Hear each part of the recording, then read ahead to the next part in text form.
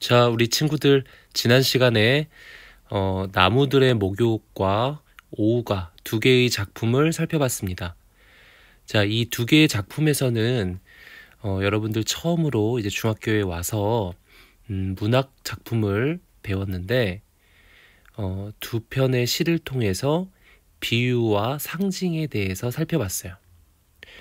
자, 이번 시간에도 여러분들과 함께 선생님 온라인 수업을 준비했는데 이번 시간에는 지난 시간에 배웠던 비유와 상징의 표현에 대해서 다시 한번 점검하는 시간을 갖도록 하겠습니다. 자, 그러면 여러분들 선생님과 함께 지난 시간에 배웠던 내용을 잘 기억하면서 정리를 한번 해보도록 할게요. 자, 첫 번째 나왔습니다. 비유라는 것은 표현하고자 하는 대상을 비슷한 다른 대상에 빗대어 표현하는 방법을 이야기합니다. 그래서 지난 시간에 이 비유적 표현 세 가지를 배웠는데 그 세 가지 중에 무엇이 있었죠? 의인법이 있었고 그 다음에 직유,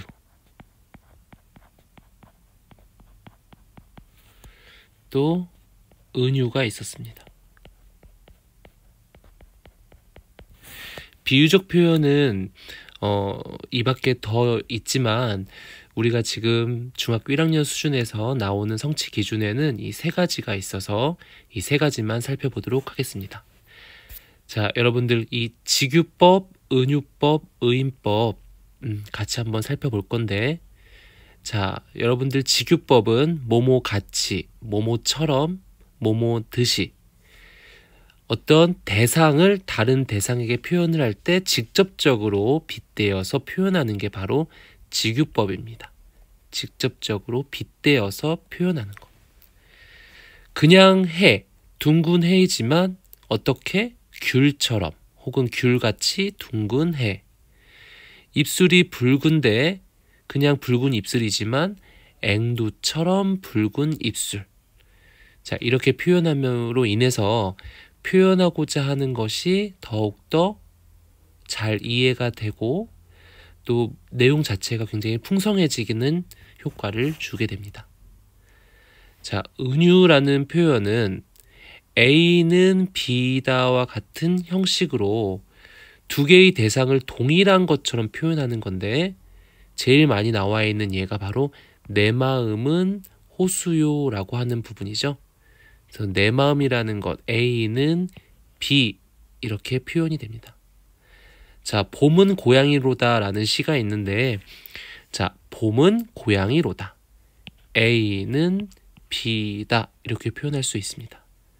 자, 이렇게 두 개의 대상을 동일한 것처럼 표현하는 A는 B이다 라는 형식을 우리가 은유적 표현, 은유법이라고 이야기를 합니다.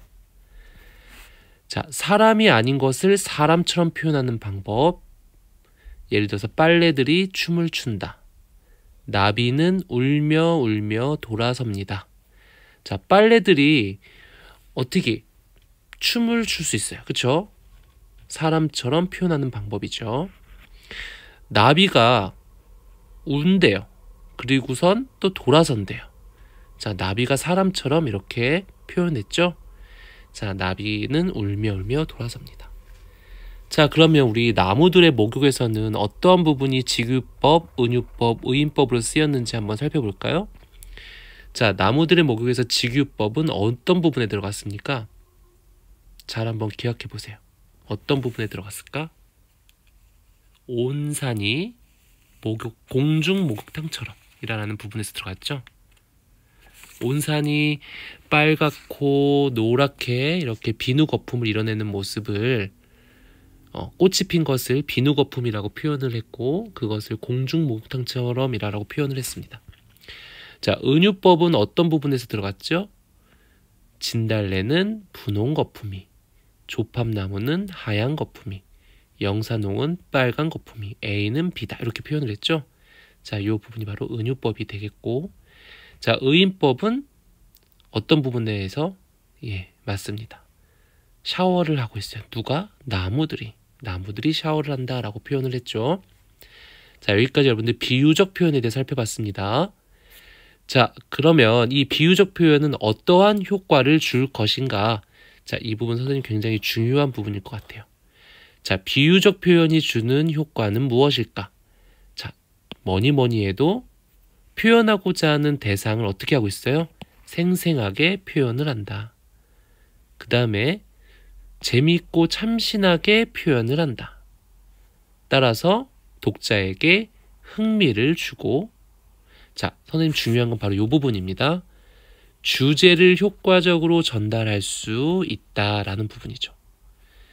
자, 이런 비유적 표현을 통해서 내용을 쉽게 이해하고 표현하고 대상을 다양하게 독창적으로 표현할 수도 있지만 가장 중요한 거는 주제의 전달에 있어서 매우 효과적이다라는 부분을 들 수가 있어요.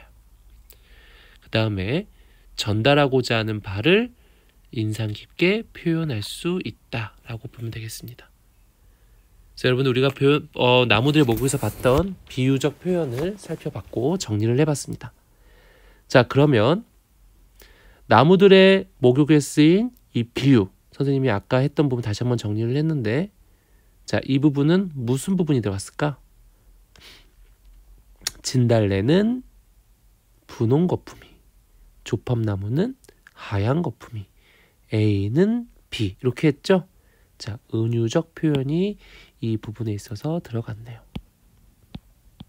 은유. 자, 굉장히 좀 재밌어요. 그쵸? 이 꽃 색깔의 모습을 거품이 인다라고 했고, 그 꽃나무들이 전체가 이렇게 거품을 내는 듯한 모습을 통해서 공중 목욕탕, 나무들의 샤워라는 시, 나무들의 목욕이라는 시가 나오게 되었습니다. 자, 원관념과 보조관념 표현하고자 하는 대상, 온산이고, 그것을 빗대어서 표현한 보조관념 바로 공중 목욕탕입니다. A는 B, 온산은 공중 목욕탕. 자, 온산이 이렇게 꽃이 막 이렇게 뭐라고 될까요? 형형색색 꽃이 막 이렇게 피어 있는데 거기에 비누 거품에 색색의 다른 비누 거품들이 막 이러면서 공중 목욕탕처럼 표현을 한 부분입니다. 아주 재미있게 표현한 시죠. 자, 이거는 교과서에 나와 있는 것 같은데 여러분 한번 살펴보면 될 것 같고요. 이건 같이 한번 해볼까? 21페이지에 나와 있는데, 자, 시뿐만이 아니라 이렇게 비유적 표현이 들어간 것이 광고에도 나타납니다. 그래서 마스크 모양의 이렇게 모습이 있고, 마스크로 안 아픈 예방접종 하세요. 우리가 보통 예방접종이라고 하는 거는 주사기를 통해서 맞는 건데 아프잖아요, 주사기가. 그렇죠? 근데 마스크는 안 아픈 예방접종이다. 독감, 신종플루, 메르스, 요새 또 코로나 각종 바이러스로부터 어떻게 합니까? 예방해주는 또 하나의 예방주사다. 자, 그래서 여기서 쓰였던 비유적 표현이라는 것은 안 아픈 예방접종, 마스크 착용은 예방주사다. A는 B다. 그쵸? 그 다음에 안 아픈 예방접종이라는 것은 바로 뭘까? 안 아픈 예방접종이라는 것은 마스크를 착용하는 것 자체가 어떻던 거예요? 아프지 않은 예방접종이라는 거죠. 이런 것을 표현해주고 있다. 그래서 마스크 착용에 대한 예방주사를 빗대어서 표현하고 있고, 그리고 여기에서는 마스크 착용이 곧 예방주사다라는 것을 나타내주고 있습니다. 자, 다음으로 넘어가 보면 이제 상징인데, 상징. 자, 이 상징이라는 것은 추상적인 개념을 구체적인 사물로 나타내는 것. 그래서 우리가 눈에 보이지 않는 개념들 중에서 혹시 지난번 했던 것 중에 뭐가 있었지? 네잎클로바. 네이클로바는 구체적인 사물이지만 행운을 상징하는 추상적인 관념인 행운이 바로 네이클로바였다라는 거죠. 자, 상징이 주는 효과는, 자, 이것도 보면 추상적인 관념을 구체적으로 드러낼 수가 있고, 그 다음에 작품에 있어서 깊이를 더해준다라는 것과, 자, 이 부분이 중요하겠습니다. 전달하고자 하는 바를 인상 깊게 표현할 수가 있다라는 부분이죠. 그래서 이 상징을 사용함으로써 전달하고자 하는 바를 더욱더 잘 이해하고 표현할 수 있다. 자, 이렇게 보면 되겠습니다. 자, 그래서 오가에서 보면 이 솔이 상징하고 있는 거. 솔. 자, 이 소나무과의 이제 식물을 통틀어서 이르는 말인 이 솔은 어떠한 눈서리에도 무너지지 않는 굳은 지조와 절개를 나타내고 있죠. 강한 어떤 의지, 깊은 신뢰, 지조, 절개, 자, 이러한 의미를 갖고 있다라는 겁니다. 자, 그래서 여러분들 우리 이렇게 해서 지난번에 이제 비유와 상징, 나무들의 목욕과 오우가를 통해서 비유와 상징에 대한 것을 살펴봤어요. 자, 그러면 선생님이 간단히 준비한 소단원 퀴즈를 통해서 최종 마무리를 한번 해보도록 하겠습니다. 자, 여러분들 같이 한번 해볼 건데요. 땡땡은 표현하려는 어떤 대상을 그와 비슷한 다른 대상에 빗대어 표현하는 방법이다. 뭐였죠? 아까 방금 전에 우리가 정리 한번 했는데, 네, 맞습니다. 비유가 되겠습니다. 비유는 표현하려는 어떤 대상을 그와 비슷한 다른 대상에 빗대어 표현하는 방법이다. 그래서 이 비유에는 지규가 있고 은유가 있었고 의인이 있었고 그 밖에 더 있지만 우리 세 가지를 배웠다. 자, 땡땡이란 추상적인 관념을 구체적으로 표현했다. 딱 나오죠? 뭐죠? 상징이 되겠다. 상징. 그쵸? 평화의 새 비둘기. 자, 나무들의 목욕 볼게요. 화자는 무엇을 피우는 나무들의 모습을 샤워하고 있다고 표현했다라고 했죠. 자, 꽃을 피우는 모습을, 그쵸? 꽃을 피우는 나무들의 모습을 샤워하고 있다라고 표현을 했습니다. 맞죠? 여러분들 잘 기억나죠? 자, OX 문제인데, 깨끗이 씻은 자리는 나무에 쌓인 눈이 녹아 꽃잎이 드러난 자리를 말한다. 자, 깨끗이 씻은 자리라는 것은 바로 뭘까요? 꽃이 피어있던 자리죠. 꽃이 피어있던 자리이기 때문에 그것은 뭐예요? 꽃잎이 드러난 자리가 아니라 꽃이 피어있는 자리를 이야기하기 때문에 X가 맞겠습니다. 화자는 나무에 핀 꽃을 모모에 빗대어 표현했다. 화자는 나무에 핀 꽃을 어디에 표현했어요? 거품에 표현을 했죠. 조팝나무는 무슨 거품? 하얀 거품. 진달래는 분홍 거품. 자, 개나리가 들어갔으면 개나리는 무슨 거품이 될까요, 여러분들? 네, 노란 거품이 되겠죠. 자, 이렇게 꽃을 핀 모습을 거품으로 표현한 것도 굉장히 좀 재밌는 표현입니다. 자, 다음으로 볼까요? 화자는 온 산을 공중목욕탕에 빗대어 표현했다. 그쵸? 공중목욕탕에 빗대어 표현했음을 알 수가 있다. 오우는 물, 바위, 꽃, 대나무, 달을 의미한다.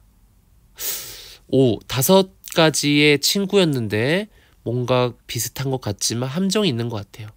네, 꽃이 아니라 뭐였죠? 소나무였죠, 소나무. 따라서 X. 자, 이거는 왜 문제가 안 보이지? 문제가 안 보입니다. 패스하겠습니다. 자, 눈서리가 내려도 잎이 지지 않는 것은 소나무이다. 맞다? 틀리다? 네, 맞죠? 소나무였죠. 자, 이것은 지조와 절개를 상징한다. 여러분들이 대답해 볼까요? 뭐가 지조와 절개를 상징하죠? 맞습니다. 소라라고 하죠. 그렇죠? 소나무야 지조와 절개를 상징한다. 자, 여러분들 이렇게 해서 우리가 두 개의 시를 통해 정말 중요한 비유와 상징에 대해서 한번 살펴봤습니다. 비유와 상징. 비유와 상징.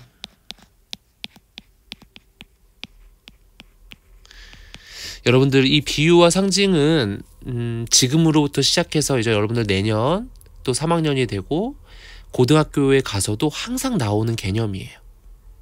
그래서 우리가 소설과 시를 배울 때는 이 비유와 상징을 때려야 뗄 수 없기 때문에 항상 여러분들 잘 개념을 잘 파악하고 이해하면 됩니다. 자, 여러분들 오늘 수업 모두 잘 따라 했고요. 선생님이랑 같이 또 이야기 나눠보도록 하겠습니다. 자, 여러분들 고생했습니다.